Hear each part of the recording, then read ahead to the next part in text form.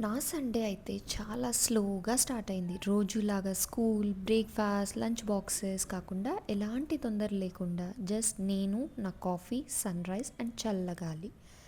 ఇంత స్పెషల్‌గా కాఫీని ఎందుకు చేసుకుంటున్నాను అంటే నేను కాఫీ సండేస్ మాత్రమే తాగుతాను. డైలీ హాట్ వాటర్‌లో ఆమ్లా జ్యూస్ క్యూబ్ వేసుకొని తాగుతాను.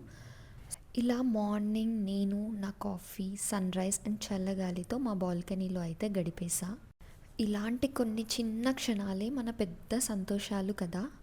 ఆ తర్వాత ఇంటి దగ్గర సండే మార్కెట్ అయితే ఉంటుంది. కూరగాయలు, పళ్ళు, కీమా అన్నీ తీసుకున్నాం. ఇంటికి వస్తున్న దారిలో వుడ్ ఫైర్ దోసని అయితే తినేసాం. సో, బ్రేక్‌ఫాస్ట్ అయితే అయిపోయింది.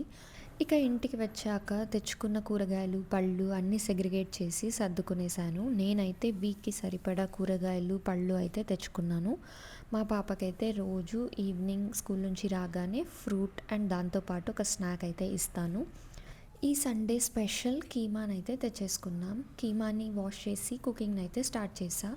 లంచ్‌కి కీమా అండ్ బగారా రైస్ అయితే చేశాను. కీమా అండ్ బగారా రైస్ అయితే రెడీ అయిపోయింది.